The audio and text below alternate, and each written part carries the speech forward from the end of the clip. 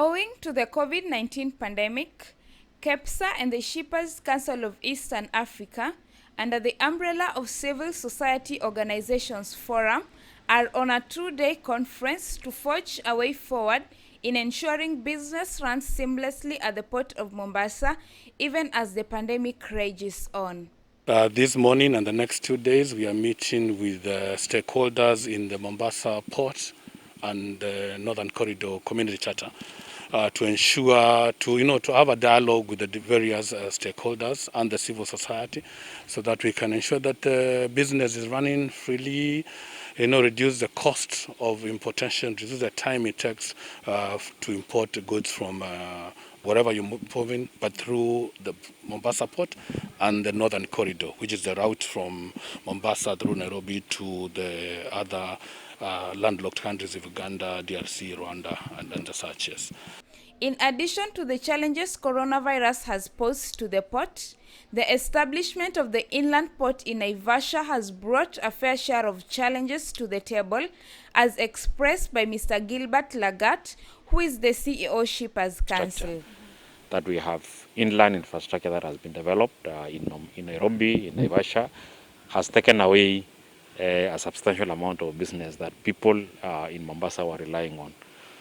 But our concern is, if we increased our efficiency at the port, we brought in more vessels, we brought in more cargo coming in, there's enough for everyone to be able to settle us. And that's why we're having this discussion today, to actually also establish what has been the impact of the many things that have happened. Apart from the infrastructure developments, there has been an impact of COVID, which all of us are aware, had an impact in terms of the cost that we pay. So with that, as we are all aware, towards the end of last year, and because of the slowdown that happened when COVID hit all of us, a lot of ships did not call into the port of Mombasa, so there was a substantial reduction in the number of ships.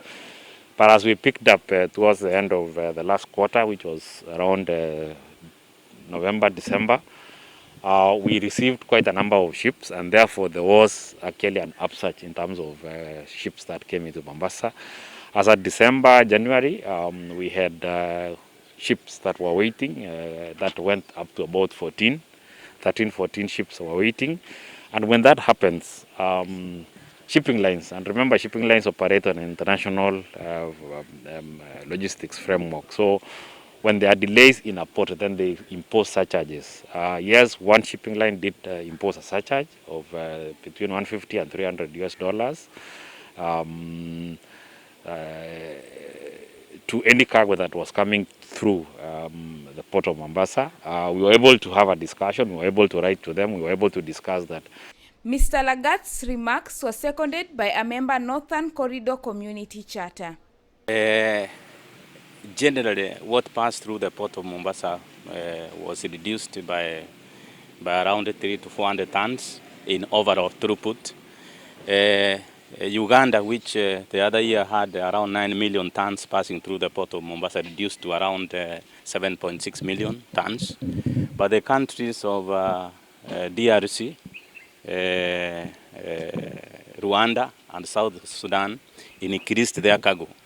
So checking and going through the records and documents, we realized that the countries of DRC and Rwanda reduced their cargo going through the port of Dar es Salaam. And this is the momentum that, as the port community and the Northern Corridor Charter signatories, we need to keep this momentum and attract these countries to use more our port of Mombasa. One of the reasons was that there were a lot of interventions that were instituted along the corridor in regards to COVID-19. And we believe that we did much better than the port of Dar es Salaam and that central corridor, therefore attracting more cargo and having more confidence in our corridor. And this is what we need to sustain going forward, even without COVID. As this conference progresses, it is hoped that these stakeholders can come up with appropriate ways to get the port fully back in business. Muyonga Catherine, reporting for Al Shifa TV.